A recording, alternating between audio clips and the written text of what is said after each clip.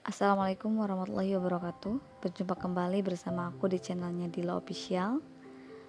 Tentunya di sini aku akan membahas tentang sebuah pencapaian yang tak sama. Masih di visi misinya berdamai dengan diri sendiri. Tapi sebelum kita lanjut ke video selanjutnya, bagi kalian yang belum subscribe, silahkan boleh tekan tombol subscribe-nya sekarang. Dan bagi yang sudah subscribe, terima kasih.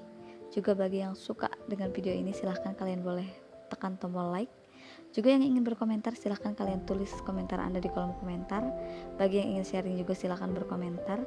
Dan jangan lupa juga tekan tombol lonceng agar kalian tidak ketinggalan notifikasi video aku selanjutnya.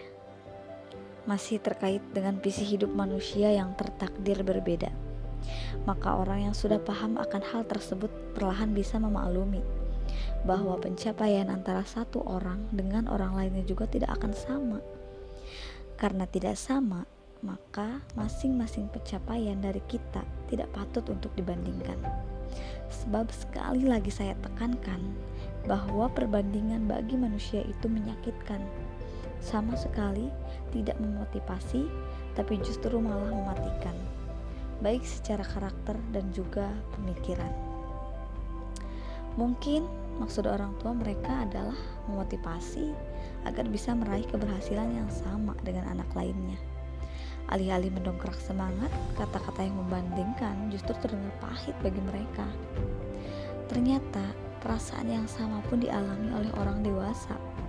Ada pride yang jatuh, terutama pada laki-laki, jika pencapaian mereka dibandingkan dengan orang lain. Tidak ada yang bisa menapiki bahwa ego tiap individu adalah cara mereka mempertahankan diri jika merasa ditekan atau direndahkan orang lain. Namun, yang perlu dipahami adalah kita semua sebagai manusia tidak perlu marah ketika dihina orang lain. Sebab sejatinya kita memang sudah hina di mata Tuhan. Selain itu, kita pun tidak patut memandang lemah orang lain dan juga diri sendiri ketika merasa pencapaian yang didapat masih belum seberapa dan masih segitu-segitu saja. Betapa setiap manusia tidak pernah terlambat dalam mencapai setiap tanjakan dalam pencapaian hidupnya. Contoh kecil, Barack Obama melepaskan jabatannya sebagai Presiden Amerika di usia 55 tahun, sedangkan Donald Trump baru memulainya di usia 70 tahun. Contoh lain, ada orang yang sudah berhasil menjadi CEO perusahaan ternama di usia 25 dan meninggal di usia 50. Sementara ada yang baru berhasil menjadi CEO di usia 50 dan meninggal di umur 70 tahun. Kemudian, cerita tentang mereka yang sudah berkeluarga di usia 25 dan mereka yang masih bertahan sendiri di umur mereka yang ke-30 tahun. Betapa sebenarnya prestasi dan pengakuan untuk diri sendiri bisa menjadi sekian pelik dalam gejolak pikiran kita setiap hari. Kadang, kalau kita tinjau kembali, sebenarnya tidak ada orang yang benar-benar berniat angkuh untuk memamerkan segalanya yang dimilikinya. Namun, karena penerimaan kita yang sulit bisa berlapang dada ketika orang lain sudah berjalan lebih depan daripada kita, membuat pikiran kita sendiri menjadi negatif dalam nilai orang lain. Lebih dari itu, tidak jarang orang-orang yang masih sulit untuk bersikap legowo dalam menjalani takdir hidupnya akan menjadi manusia yang sebegitu rendah diri atau minder ketika harus berhadapan dengan orang lain. Selain karena dia belum menemukan apa sebenarnya potensi yang dimilikinya, ia juga merasa bahwa hidupnya telah jauh tertinggal dari teman-teman di sekitarnya. Pernah saya menemukan nasihat singkat yang ditempel pada pintu sebuah perpustakaan umum yang sering saya kunjungi. Nasihat tersebut berbunyi, selama masih hidup, maka rezeki akan tetap ada. Sederhana sekali. Di dalam pikiran kita memang perlu ditanamkan keyakinan bahwa seluruh makhluk hidup ciptaannya, termasuk kita sebagai manusia yang berakal, sudah dijamin rezekinya oleh Sang Pencipta. Tidak mungkin Tuhan meninggalkan kita sendirian tanpa apapun hingga mati kelaparan.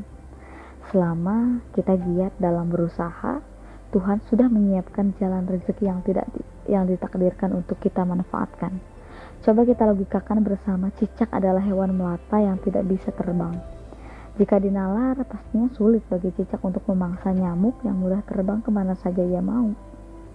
Tapi karena kehendak Tuhan, cicak pastinya akan mampu mendapatkan nyamuk untuk dimakan selama si cicak berusaha dan mendekatinya. Itulah mengapa tugas kita hanya berpikir, berusaha, dan berdoa. Urusan hasilnya, bagaimana dan akan kita raih kapan, itu semua di luar kapasitas kita. Kita tidak berhak mendikte Tuhan untuk menuruti segala sesuatu yang kita harapkan sesuai keinginan kita. Apalah kuasa kita, walaupun hasil tidak pernah mengkhianati proses, kita sendiri tidak akan pernah mampu mendahului takdir Tuhan untuk kita. Hidup yang dipenuhi dengan kompetisi memang terdengar lebih menyenangkan dan menantang. Tapi jauh sebelum itu, yang harus kita persiapkan adalah mental. Dalam arena kompetisi pun, pemenang tidak akan menjadi jumawa di atas lawannya. Dan manusia bermental, pemenang tidak akan kecil hati jika suatu ketika harus menghadapi kekalahan. Siapa saja harus memiliki mental ini untuk bisa berdamai dengan dirinya sendiri. Jika masih di dalam hatinya terbesit satu rasa tidak terima akan kenyataan hidup yang pahit, maka sulit baginya untuk bertahan dalam sifat kebaikan saat hidupnya berada di puncak kejayaan. Maksudnya bagaimana? Jadi, berjuanglah semaksimal mungkin dalam meraih apa saja yang kita impikan. Upayakan dengan baik segala sesuatu yang sudah kita rancang dalam visi hidup kita. Kita berhak merasakan atmosfer kompetisi ketika menemukan orang-orang yang sefrekuensi dengan kita dan memiliki impian yang sama dengan angan-angan kita. Sambil berkompetisi, kita bangun mental pemenang dalam pikiran dan hati yang paling dalam. Sejak dini, kita persiapkan untuk melatih mental kita agar tidak terbang saat benar-benar menang dan tidak tumbang saat menghadapi kegagalan. Seringkali saya mendapati orang-orang yang siap menang tapi tidak siap kalah. Mereka mungkin bisa saja bertahan untuk tidak besar kepala saat meraih pencapaian baru. Tetapi mereka belum tentu kuat untuk menghadapi kegagalan hidup. Orang-orang yang seperti ini cenderung terbagi menjadi dua tipe. Yang pertama, mereka akan menjadi malas mencoba lagi untuk memperbaiki kekalahannya. Semangat dan motivasinya tiba-tiba runtuh ketika menghadapi realita yang ternyata tidak seindah angan-angan.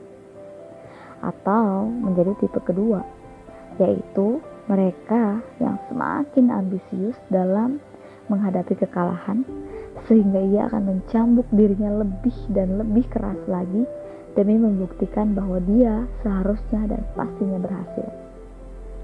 Menurut Piaget, titik tengah atau jalan tengah dalam menghadapi kehidupan memang nampak bias. Seseorang seringnya sulit untuk menjadi netral. Kalau benci ya sangat benci, kalau cinta ya cinta sekali. Begitu dalam motivasi hidup. Ada orang yang pesimis sekali dalam menghadapi realita kehidupan. Sampai-sampai orang di sekelilingnya kehabisan akal untuk membangkitkan semangatnya. Tapi ada pula orang yang begitu menggebu-gebu dalam meraih apa yang mereka inginkan. Usahanya terlihat mati-matian dan habis-habisan. Sampai terkadang orang di sekitarnya geleng-geleng kepala dan lelah sendiri melihat upaya yang ia lakukan. Padahal segala sesuatu yang terlalu tidak pernah berbuah kebaikan. Terlalu irit jatuhnya pelit. Terlalu loyal akibatnya jadi boros. Terlalu banyak makan daging pun bisa kelebihan kolesterol. Tapi kalau terlalu sedikit bisa-bisa kurang zat besi. Dari sinilah sebenarnya proses keseimbangan itu dibutuhkan. Titik tengah yang ingin kita capai sebenarnya bukan untuk membuat kita menjadi manusia yang setengah-setengah atau serba nanggung. Tapi hal ini berfungsi lebih untuk mencari titik imbang agar segala sesuatunya berjalan sesuai porsinya. Ada yang menyebut sifat semacam ini dengan istilah situasional atau luwes dalam menyikapi keadaan. Di atas semua itu, dasar yang perlu kita pahami dan yakini adalah pencapaian tiap orang bukanlah suatu indikator yang bisa dijadikan perbandingan. Masing-masing dari kita sudah memiliki time zone sendiri-sendiri. Sehingga saat kita berjalan melihat ada orang lain yang seolah sudah berada di depan kita, maka kita tidak perlu iri, apalagi sampai mencambuk diri terlalu keras untuk menyamainya. Di sisi lain, jika ada orang yang terlihat seperti masih berada di belakang kita, janganlah sekali-kali memandang rendah mereka dan merasa jauh lebih dari mereka. Berbijaksanalah dalam menghadapi semua itu, agar kita lebih berdamai dengan diri sendiri dan kenyataan